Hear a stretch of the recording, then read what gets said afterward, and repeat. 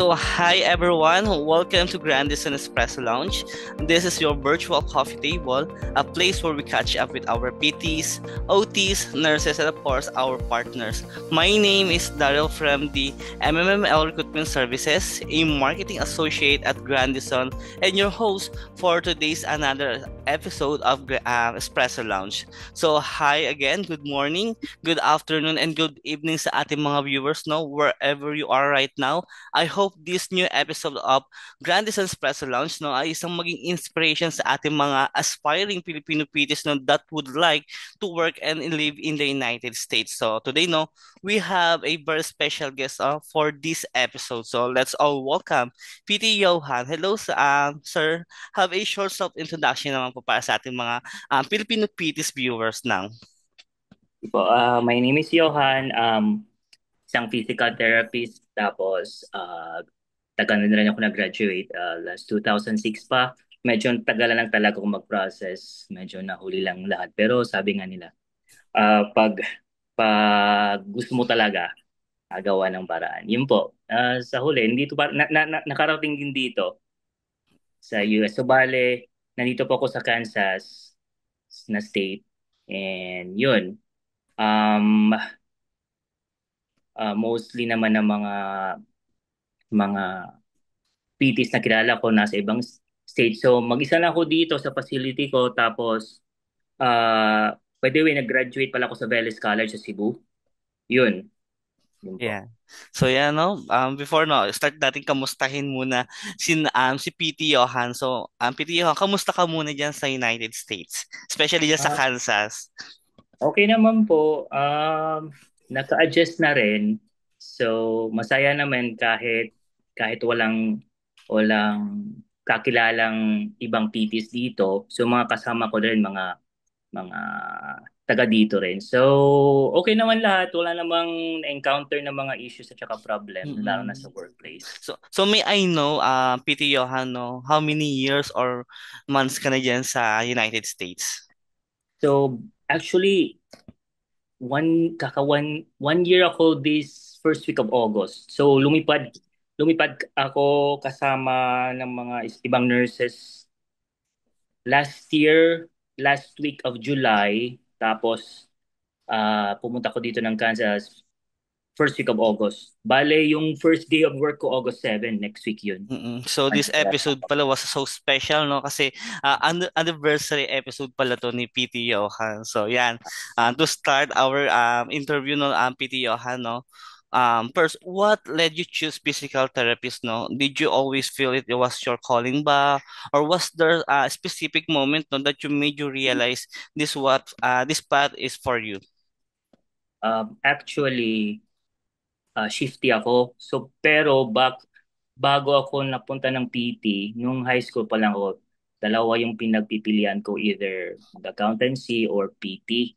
Tapos, pumasok ako ng accountancy sa isang university sa Cebu. Tapos, 1 year lang ako doon. Tapos, yun, nag-shift ako ng PT. Yun din, yun na, tuloy-tuloy na after nun. Mm-mm. So, kaya naging PT ako. Mm-mm. Dahil, So, yun so talaga yung path ko So dati. at first daw gusto pala ni PT Johan na mag-isang accountant. But look at him now, no? Nasa United States at as a physical therapy. So what made you decide naman PT Johan no to apply in the United States among the other countries? Was it always part of your plan ba? Or there was any turning point of your life no to let you pursue this route? Kasi we know na PT Johan no, napakatagal talaga ng process ni United States compared to other countries. But you choose United States. So, actually nag-process ako ng after passing the board exam back 2006, local board exam. Tapos hindi natuloy. Tapos biglang actually napunta ako na ibang bansa, nag-practice rin ako doon sa Dubai ng 1 year, tapos sa Singapore for almost 8 years. Tapos in between sa trabaho ko sa Singapore, I think it was my fifth or sixth year, nag-apply ako na, yun, para nang isipan ko ng why not i-try ko dito. So, yun, hanap ako ng mga sponsorship programs, ganun. Tapos may nakapagsabi na try mo Grandison. Ewan ko, nung year yun, nakalimutan na rin. Tapos, yun nag-umpisa ako. Katapos, kailangan kasi umuwi para mag-review. So, bali kasi si Grandison kasi mag-sponsor ng review ng TOEFL, exam ng TOEFL, review ng NPTE at saka exam ng PTE. So, lahat yun. So, dapat umuwi. Kaya, napauwi ako galing sa Singapore. Kaya, dyan sa Philippines na ako nag-review ng TOEFL, nag-take TOEFL, tsaka review sa NPTE at saka take NPTE. Bali lahat. Yun ang parang nangyari until apply for kasi mas mahaba sa amin yung program namin kasi kailangan dumaan ng DPT, yung Mm-mm. doctorate. So medyo after nun ng NPTE, kailangan ulit mag additional subjects and one of those was to take yung DPT program, parang yung online class pero yung universities dito sa US. Yun, bali yung nag-sponsor din yun si Grandison kasi. So, Mm-mm. yun talaga yung nangyari. Habang nag-DPT, tatrabaho ko dyan, dun sa Cebu, pagkatapos ng DPT, dun palang trinases lahat yung documents para para sa visa, ganun. So medyo matagal talaga yung process lalo na sa PT. Hindi ko Mm-mm. lang alam ngayon kung ano pa yung mga processes na medyo mabilis. So yun ang Mm-mm. dinaanan yung mga batch ko noon Mm-mm. sa Grandison. So yun, after noon, nagantay ako matagal din, years din Mm-mm. bago na kuha yung immigrant visa. Kaya yun. Mm-mm. So you mentioned PT Johan, no, you work before sa Middle East and Singapore. Ah, Can you compare ba yung experience mo or work job mo sa Middle East, Singapore, and now in the United States? Actually, similar naman yung work, yung tapos syempre magkaibang sa UAE iba kasi yung kultura doon. Singapore medyo kapareho sa atin kasi Southeast Asian country. Tapos dito, medyo hindi naman walang differences yung approach, lalo na yung sa Singapore, nursing home din yung pinagtrabahuhan ko for 6 years. Tapos, pagpunta dito, ganun din, skilled nursing facility or nursing home. Wala nang masyadong difference. Yung malaking difference talaga is yung sahod talaga. Mm-mm. Yun, So, kasi medyo malaki talaga dito. Yun lang. oo. So di naman natin sila tayo to minamalit, but you gain savings na yun naman sa other countries, no. Nakakapag-ipon ka na rin, no? I think, no, PT Johan, no, but you choose United States dahil ba para magpayaman talaga? Kasi mahirap eh. Kasi nung doon ako ng Singapore sa UAE or Dubai, ganun din. Dahil, syempre, yung pamumuhay mo doon, yung cost of living, yung din ang sakop mo, parang di masyado. So, mabilis din maubos, di masyado Mm-mm. makapag-save. Pero pagdating dito, okay naman siya. Mas makakasave ka talaga dito. O, Mm-mm. lalo na pag, yun lang masasabi ko kasi uh, blessed pa rin ako dahil immigrant visa yung nakuha ko. Kaya on weekdays with Grandison ako, on weekends with other facilities ako. Ganun. So, parang hinahayaan ka ni Grandison na mag-part-time job ba? O Tama, PT kasi, Johan? o, kasi immigrant visa naman, so pwede naman po yun basta immigrant. Unless kung working visa, yun, di talaga pwede. Pero pag Mm-mm. immigrant visa, as long as kung sabi ni Grandison 5 times a week o 40 hours or 35 hours a week ka mag-render sa kanila, or sa facility kung saan ka pinunta, inassign ni Grandison based sa ano yung required na hours mo doon in a week, yun, i-render mo. Other than that, libre ka na. I mean, you can work sa ibang facilities. Yun lang. Yun lang yung Mm-mm. ginagawa ko dito. So, Mm-mm. medyo malaking opportunities talaga Mm-mm. yung ako dito. Yun po. Pero dahil kay Grandison pa rin yun kasi Mm-mm. sila nagpa-practice sa lahat eh. Wala akong Mm-mm. ginastos kahit Mm-mm. piece. So very tawag ito, thankful si PT Mm. Johan no sa mga naitulong ni Grandison sa kanya. So you mentioned earlier din PT Johan no na umuwi ka sa Pilipinas to process or to review the NPTE exam. So what did you muna bukod do sa pagre-review, pag-exam, pag-take ng exam, no, what did you do while waiting to be deployed in the United States? So can you walk us through your timeline or any memorable milestone during the waiting period? So, bale, pag-uwi ko, review ng TOEFL muna yung English exam. Pagkatapos, take ng TOEFL. Pagkatapos ng TOEFL, review na ng NPTE. Yun kasi yung flow. Di ka makakapunta ng NPTE or State Board na review pag hindi mo pa napapasa yung TOEFL exam. Mm-mm. So, yun talaga. So, after nun, NPTE, review or state board exam tapos state board na. Bale, yung review, yung lahat na yan, TOEFL, review plus exam, tapos NPTE or state board, review plus exam.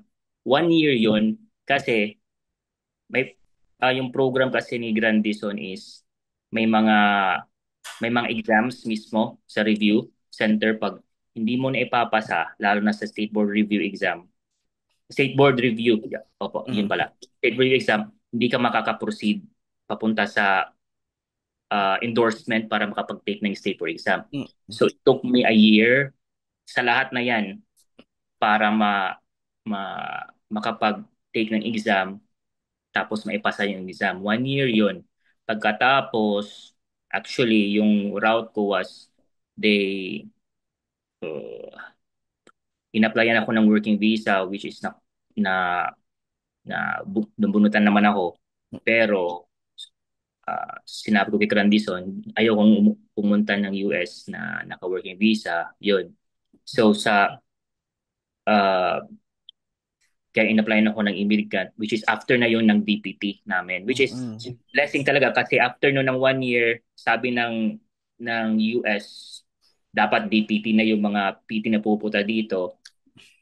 Yun ang time namin. Kaya si Grandison, pinadala kami sa DPT program ulit.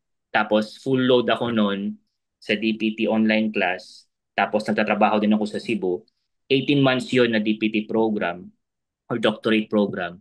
So habang nagdo-doctorate, nagtatrabaho ako.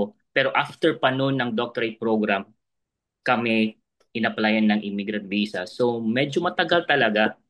1 year, almost 3 to 5 years talaga yung path ko, yung way ko papunta dito. Medyo matagal talaga. So, um, habang nag-aantay, yung ibang years doon is review, tapos trabaho doon sa Cebu. Yun talaga nangyari habang nag-aantay. So, hindi ko na lang inisip na yung timeline, basta alam ko may inaantay ako habang nagtatrabaho. Mm. Yun lang. Kasi pag inisip mo ganun katagal, frustrate ka kasi. So you keep busy yourself na lang pala no PT Yun. Johan no para hindi mo na maramdaman yung taon na lumilipas. Now look at him no. Oo, Hindi niya na ininda yung tagal. So hindi niya alam. Paalis na rin pala si PT Johan. Yan. actually, sa edad ko, tagal na rin ako. So, hindi talaga. Maraming mga factors, pero kaya nga sabi ko, okay lang yan. Darating. Dumating naman. Yan.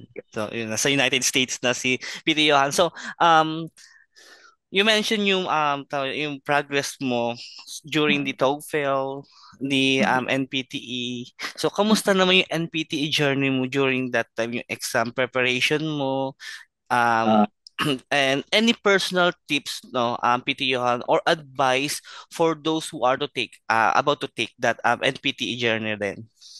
ako kasi, nung nag-review ako, focus lang talaga ako mag-review. Hindi ako trabaho, wala akong ginagawa. So, yung ma-advise ko lang kung gusto mo talagang, hindi naman ako ganun ka-smart, ka-intelligent. Kailangan ko talaga, may iba kasing tao na okay lang, tapos nakakapasa ng exam. Ako naman, kailangan ko talaga mag-aral. So, nangyari doon is, nag-focus lang talaga ako sa pag-aaral. Tapos, review kasi is, dalawang season ng review. Yung first is comprehensive, tapos yung isa nakalimutan ko na. Tapos, yung Intensive. isa, intensive. Yung comprehensive pang gabi. So, gabi, nag-review. doon sa review center. Pag umaga, nag-aaral ako. Tapos, gumagawa ko ng mga notes ko. Tapos, nung napasa ko na yung comprehensive, pupuntang intensive, umaga naman yung review ng intensive, gabi ako free. So, yun. Bali, every time tapos yung review ko, ng review class ko, nagre-review talaga ako sa bahay. Inuulit ko. Tapos marami akong notebooks na naubos doon kasi sa mga notes pa lang doon sa class plus ginagawan ko ng mga mnemonics, ganon. Yung ako lang yung nakakaintindi. Kasi alam ko naman Mm-mm. sa review may mga mnemonics yun, may mga kanta pa nga para mapabilis. So Mm-mm. pag uwi sa bahay, gumawa rin ako ng mga ibang style sa pag-memorize. Yung bagay sa akin, yung alam ko na yun ang itong kaya ko. Kasi pakata-kanta, hindi ako marunong kumanta. Hindi ako matututo. Kaya gumawa ko ng iba, yung kaya ko, yung alam ko na ito yung gusto kong paraan. Yun ang ginawa ko sa pag-aaral ko hanggat hindi talaga ako nag-stop ng pag-aaral. Talagang aral talaga ng aral para maipasa yung exam sa class para ma-endorse ako sa NPTE. Kaya pagdating ng NPTE, alam ko, nang umupo ako doon sa testing center, halfway pa lang ng exam hanggang na yung pag-upo ko pa lang, relax talaga ako. Kasi alam ko, fully load ako ng ready ako, prepared ako. Kaya nung natapos yung exam, pagbaba ko galing sa room, 90% ng feeling ko, alam ko pasa ako. Mm-mm. Yun lang. Hindi naman Mm-mm. nagmamayabang, pero alam ko kasi marami akong na-retain eh. Hanggang umuwi ako sa Philippines, doon pa lang sa plane, naalala ko lahat ng questions at saka answers ko kasi alam ko, feeling ko talaga may papas ako. Hindi Mm-mm. ako nag-doubt sa sarili ko dahil prepared talaga. Yun lang, Mm-mm. aral talaga. Walang sikreto. Aral lang Mm. talaga. So basically, no, PT Johan take the NPT exam in just one take. Yan. Sobrang sobrang galing ni PT Johan doon, no. So we have different approach talaga sa pag-review. So kung katulad yung si PT Johan, no, make your own strategy to review, no, para katulad din kayo ni PT Johan, in just one take ay mapasa nyo yung NPT exam nyo. So Pretty Johan, no, you mentioned earlier din na ma-experience ka na in other country. So, now on your experience in the United States, no, do you recommend ba gaining PT experience muna first in the Philippines or any other countries before working in the United States? Ah, meron talaga advantage kung may experience ka. Technically, oo. Meron yan. Kasi syempre on how you approach the patient, handle kasi ng patient eh. Pag first time mo mag-handle ng patient, tapos foreigner ka agad, iba din yun. Pero alam naman natin pagdating mo dito, may mga mangyayaring uh, iti-train ka. Not necessarily training on how you handle patient, pero yung system lang na ginagamit kasi alam talaga ng mga nandito is PT ka. So mag-expect sila ng may alam ka. So, hindi naman ibig sabihin pagdating mo dito, ititrain ka pa nila ng ganito, ganito. Hindi. Parang yung system lang talaga ituturo sa'yo, ano yung mga mas magandang approach dito, ganun lang talaga. Pero pag ma-experience ka, mas mabilis. Yun. Tapos, isa yun. Yung isa is yung confidence.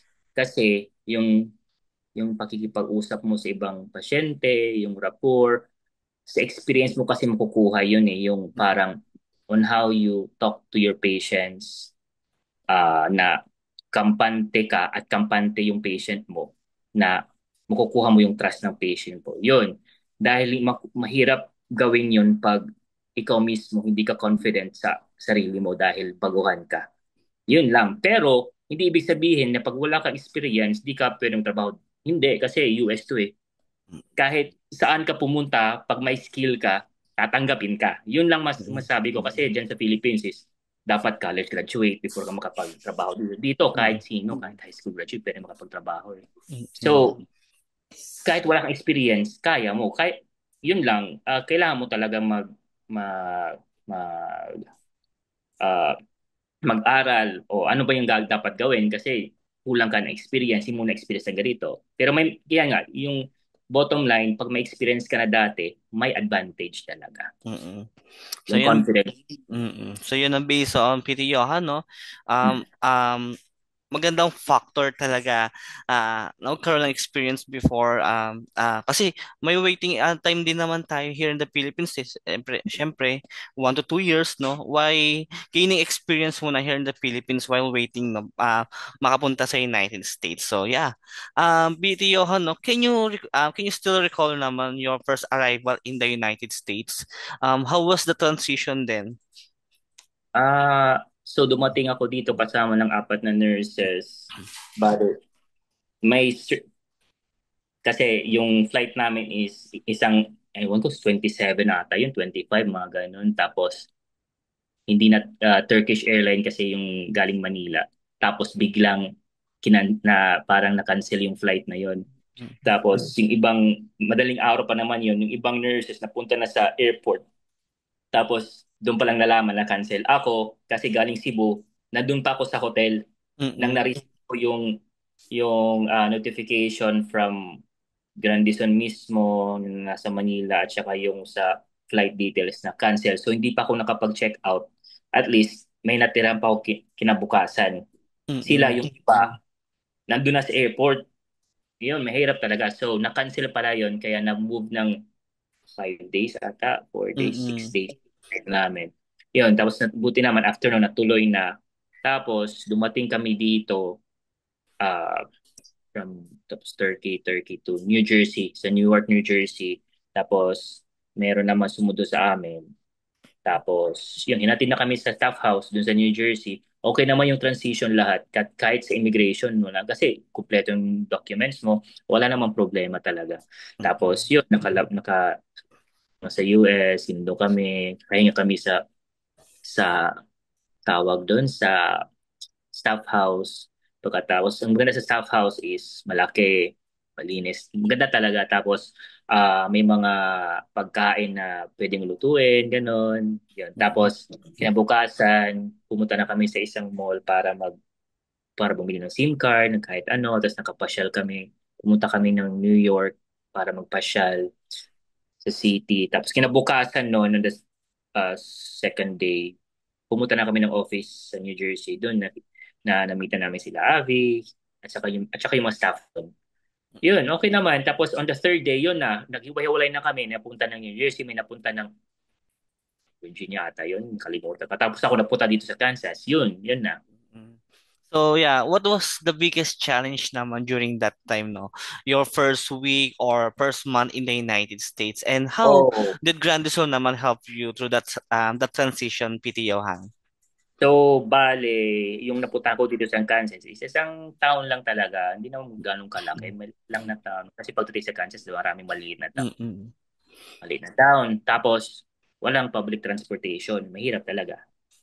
So, Mm-mm. yung first 3 days ko ng trabaho, naglalakad ako ng almost 30 minutes back and forth.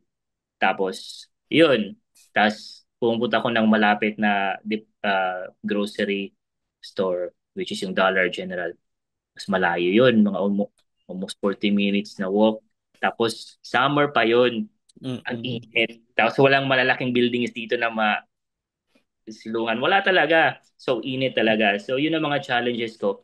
Pero, ang maganda doon, before ko umalis dito, umalis dyan sa Philippines pala, kinontak na ako ng IAS, yung International Auto Source, which is Mm-mm. partnership with Grandison, para i-contact yung mga healthcare providers na pupunta dito sa US to support or kung gusto nilang kumuha ng sasakyan sa kanila. Yun. On the fourth day, uh, habang pinaprocess yon yung on the fourth day, nakuha ko na yung uh, rental car dahil kumuha ko sa IAS ng sasakyan. Bale, habang inaantay yung sasakyan na makarating sa'yo, bibigyan ka nila ng rental car for free. Oh. So, yun, nakuha ko yung rental car na yun. Pagkatapos, wala akong binayaran doon. Yung gas lang talaga, yung fuel consumption yung binabayaran ko.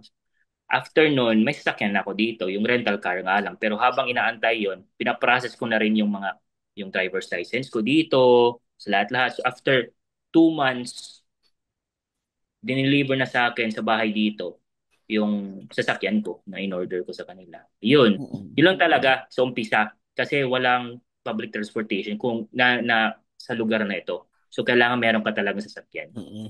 Yun ang pinakamahirap.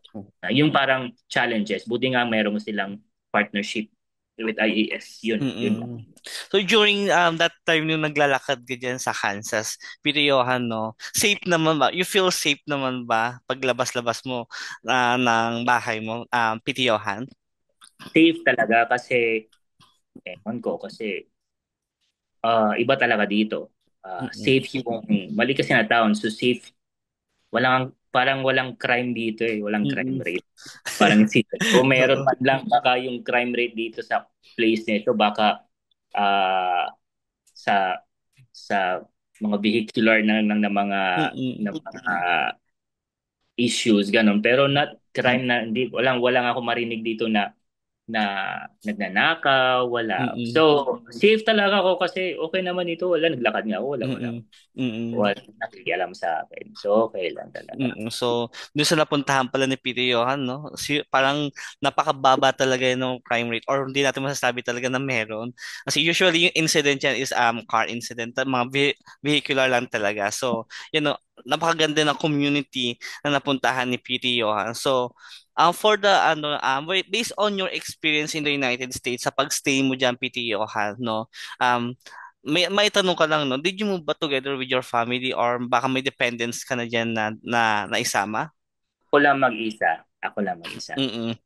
So po. based on your experience, Peter Johan, did you or would you recommend ba bringing your family or any dependents in the United States?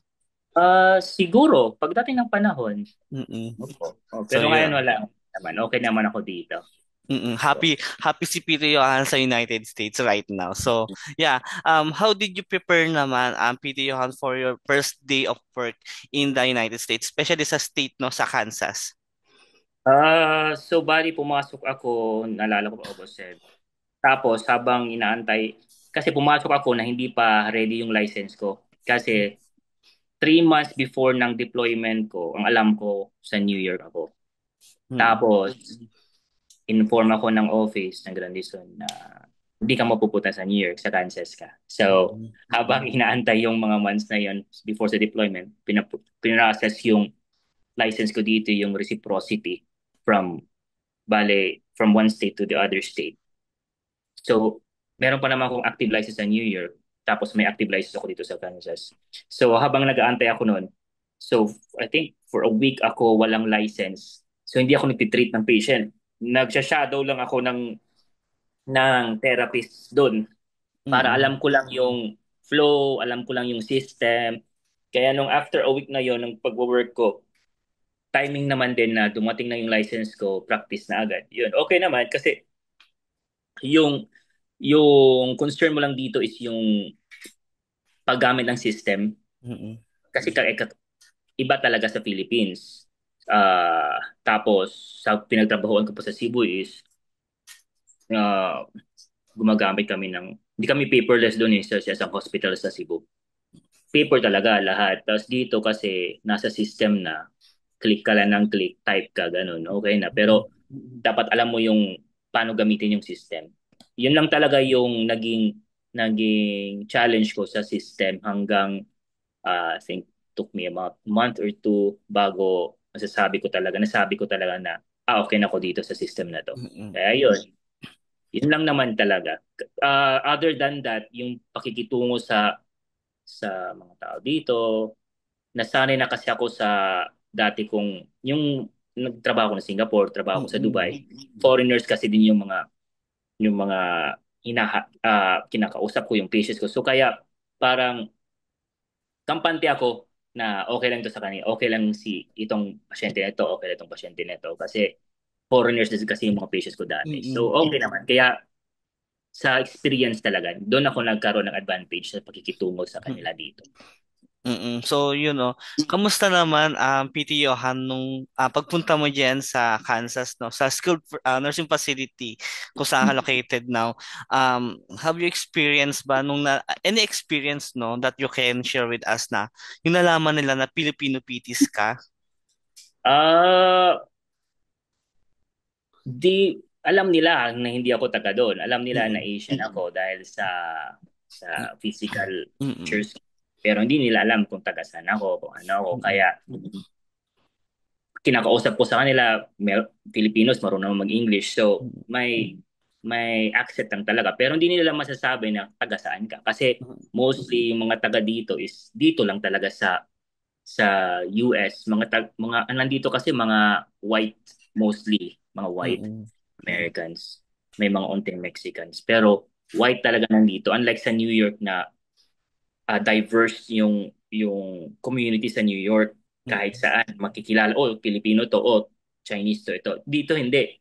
Ikaw lang talaga, kaya alam nila na hindi ako taga dito, pero hindi nila ang taga saan ako. Kaya pag nagtatanong sila, doon ko lang sinasabi. Tsaka hindi naman sila, parang hindi naman open naman sila, wala naman silang mga comments na Mm-mm. mga negative, wala naman. Kaya masabi, friendly talaga mga tao dito Mm-mm. sa community. So So, wala akong issues mm-mm. na encounter sa kanila dito.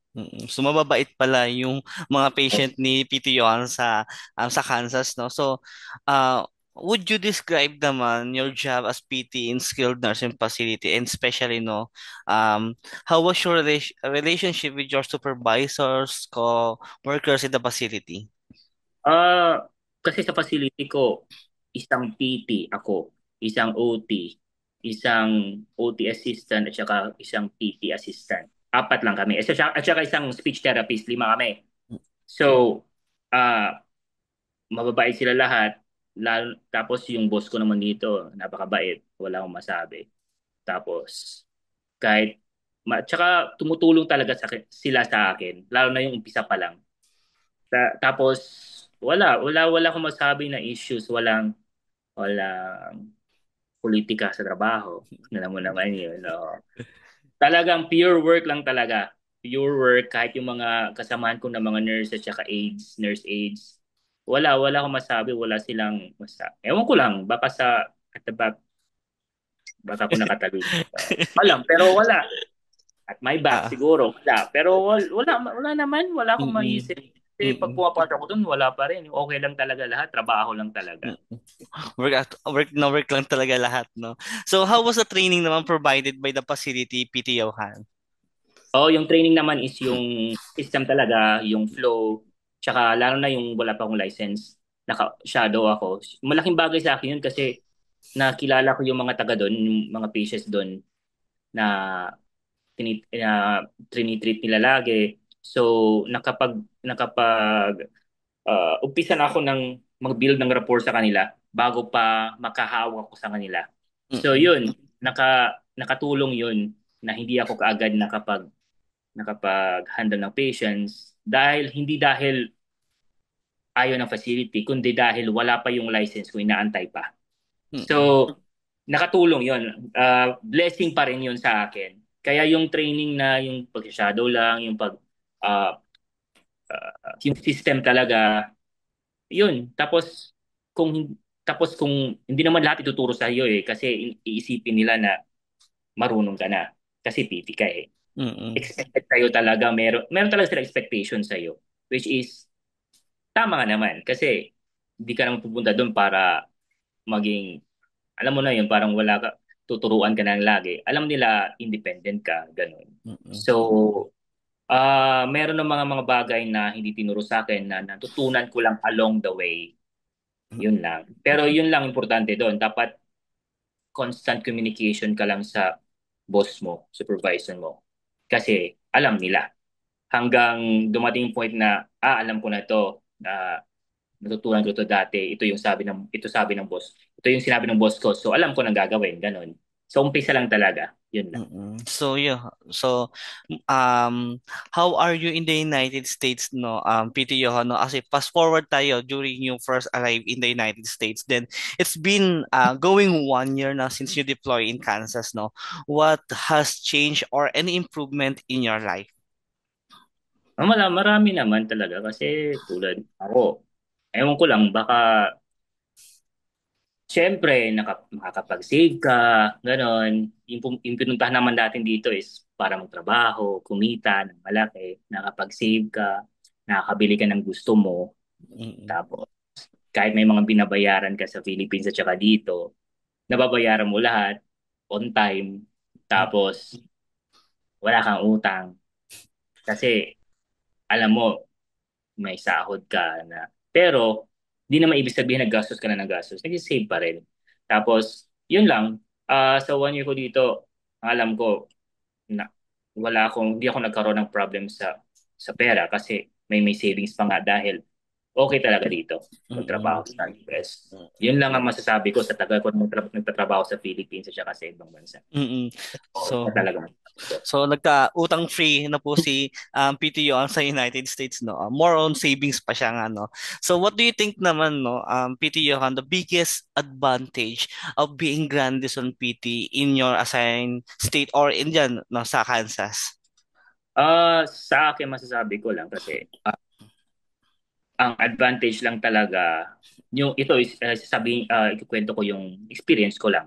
Hindi ko alam sa ibang dumaan sa Grandison. Pero para sa akin, masaya ako kasi ako, nung nag-PT ako, tsaka yung nag-isip ako na pupunta dito, kailangan ko nang maghanap ng sponsorship programs, mga ganon. Kasi di naman ako mayaman.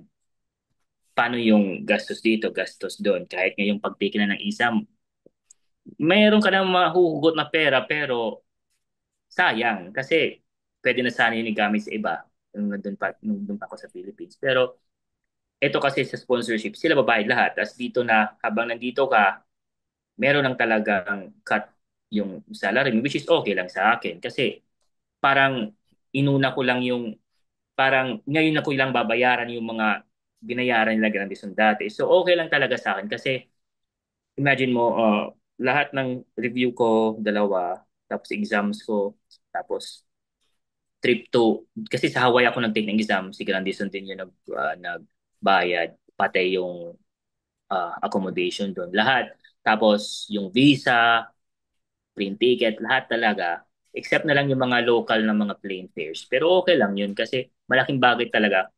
Kung ako lang wala si Grandison, mahirap talaga sana kukuha Mm-mm. ng pera. Kahit nga yung Mm-mm. DP program, yung doctorate, malaki yun. Hindi naman ako Mm-mm. mayaman. Mm-mm. So, wala. So, masasabi ko talaga, thankful talaga ako ni Grandison.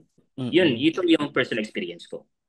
So yun, no, very thankful si PT Johan sa mga na-experience niya together with Grandison. So what has been your most fulfilling or unforgettable experience naman so far as a PT in the United States, PT Johan?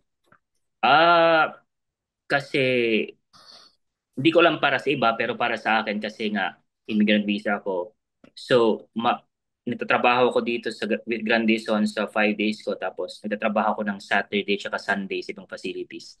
Ah, sa pagiging PT ko hindi naman malayong travel ko, within Kansas lang din, but nakakapunta ko ng ibang towns dito at saka ni-meet ko yung iba't ibang tao sa ibang towns. May malaking towns na pupuntahan ko, may maliit na towns. Ah, masaya para sa akin kasi yung mamimit mong isang pasyente tapos matanda na, nagkakaroon kayo ng relationship as a patient and you as a PT. Ang alam ng patient na healthcare provider ka, tinutulungan mo sila, tapos makita mo sila na i-improve dumating sa skilled nursing facility, hindi nakapaglalakad, tapos at the end sa discharge nila sa facility, nakakapaglakad na sila dahil sa'yo, yung mga ganun. Yun ang masaya nga part. Meron yung mga sad na part dahil yung mga naka-close mo na pasyente, matatanda na kasi, Mm-mm. tapos napapass away, namamatay. Hindi naman Mm-mm. talaga may iwasan yun kasi nasa elderly ka na facility. Mm-mm. Marami rin tumaan na mga pasyente sa 1 year ko na nag-pass away talaga. So, Mm-mm. yun ang sad part lang. Lalo na pag napasyente mo dati tapos lumala yung uh, medically. So, yun, mahirap. Sad part yun. Pero masaya yung part na nakakatulong ka. Mm. So yun no, baka medyo redundant na tayo dito sa tanong ko no. Baka meron pa no. Can you share a moment or experience with Grandison that made you feel truly supported though na dun sa mga sponsorship ni Grandison and then or you Grandison value or fulfilled your any moment or experience yan. Ah, yun talaga, ang isang bagay na nakatulong talaga sa akin is yung sponsorship program nila, which is yung sila nagbayad sa lahat, which is hindi naman lahat ng tao sa Philippines kayang gawin magbayad out of pocket. Yung kailangan pa rin mostly ng tao ng may tutulong sa kanila para tulad sa akin, yung sponsorship program nila. Yun talagang malaking bagay sa akin eh. Kasi alam ko pag wala yun, mahirap. Di ko alam kung makakapunta ko dito at my own expense. Mm-mm. 'Di ba? So, masaya ako dahil sa tinulong nila sa akin. Tapos, saka 1 year ko naman, wala namang mga issues with them. Okay naman lahat. Ka sa katunayan nga is, pumasyal sila dito sa Kansas, si Avi at saka sino ba yan? Si Alisa. Misa. Si Alisa at saka si Avi pumunta dito sa Kansas sa trabaho ko talaga, yun. At pumapasyal kasi sila dito sa Kansas tapos dinaan ako nila dito. So, yun naman, masaya lang talaga kasi supportive sila Mm-mm. kahit, kahit malayo ka. Yun. So, what is the best thing naman no about working with or in Grandison?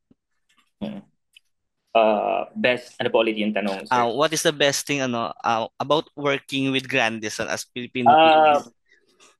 yung best working brand Dison, paano ba? Kasi hindi naman talaga ako directly nag-work for Grandison, but yung the mere fact nga yung facility na kung saan ako pinadala, tapos alam ko mabait yung boss ko, alam ko mabait yung mga tao yung sa paligid ko, tsaka yung pasyente ko mababait. So, yun ang masasabi ko na best part na working with Grandison talaga. Oo. Mm-mm.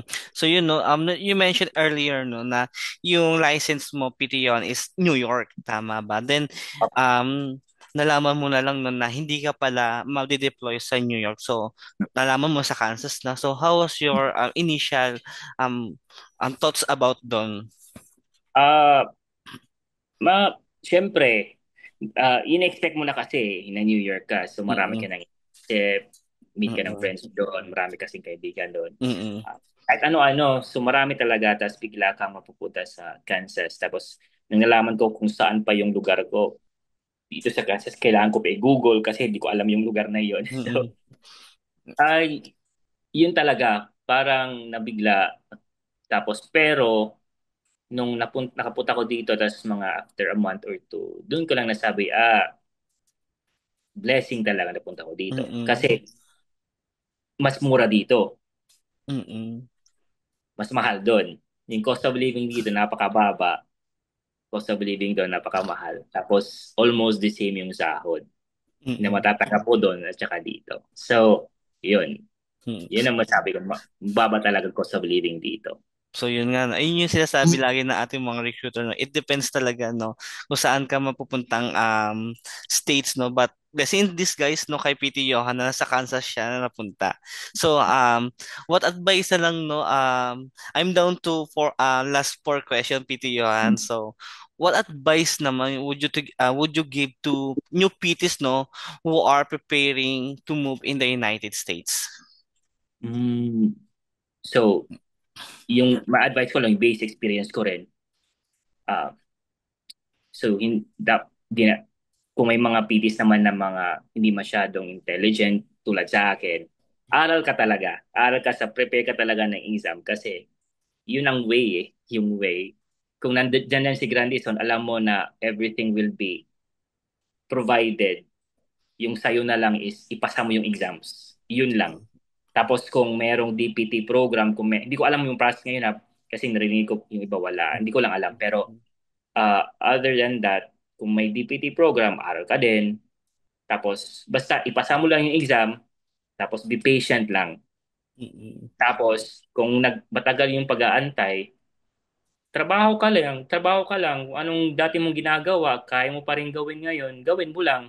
At least ngayon, habang tatrabaho ko dyan sa Philippines, tinutuloy mo yung buhay, tuloy yung buhay mo sa Philippines, alam mo na may inaantay ka. Mm-mm. Yun So lang yun. talaga.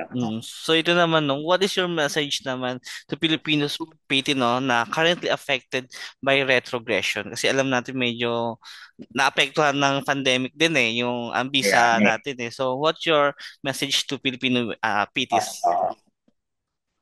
yun, ang ibig sabihin naman yan is, pag naapektuhan ka ng retrogression, matatagalan. Ako ba sabi ko lang, imagine niyo na lang, ako matanda na ako. 2006 graduate ako.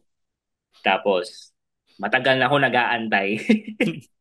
Mas matagal pa ako sa inaantay niyong retrogression, yun ang masasabi ko. Pero nakapunta rin ako dito. Imagine niyo, sir, 2006, 19 years na ako na PT. Mm-mm. So yeah. Yun. So kung ah, ilang taon na akong naging PT, last year lang ako nakapunta dito. Mm, Hindi ako, hindi naman ibig sabihin na ganun katagal ang antay niyo. Pero kung antay ko yun, kaya niyo yan. mm-mm. So what Kaya more niyo. pa kaya no na matatatag yung mga Filipino PTs natin now. Oo naman. Kayang-kaya din yan. Ang konting ano lang, ano man yung 2 years no na pag-aantay no compare kay Oh, Peter 2 years, Johan. 3 years na. Oo. Wala, yun sa 19 years ko na pagiging PT. Ngayon lang ako nakapunta dito. Oo. So Peter Johan, no, would you recommend Grandison ba to your friends? Why or why not? Oo naman. Alam ko maraming mga employers and agencies, sponsorship programs.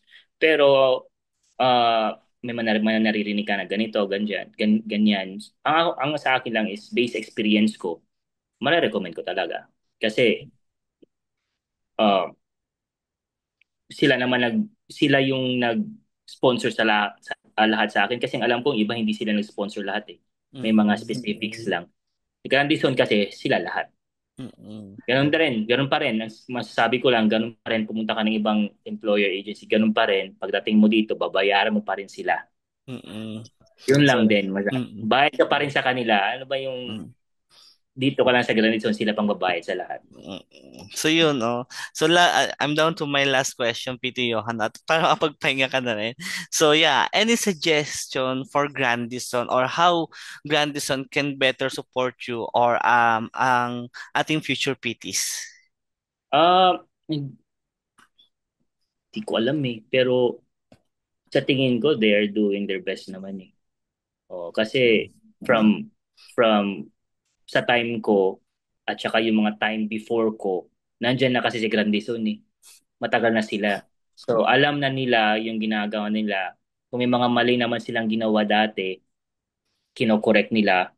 Tapos kung may mali na naman at this stage, kino-correct hanggang di kasi perfect yung alam natin di perfect lahat, di perfect yung Grandison. Pero alam natin pag may mali sila, kino-correct nila.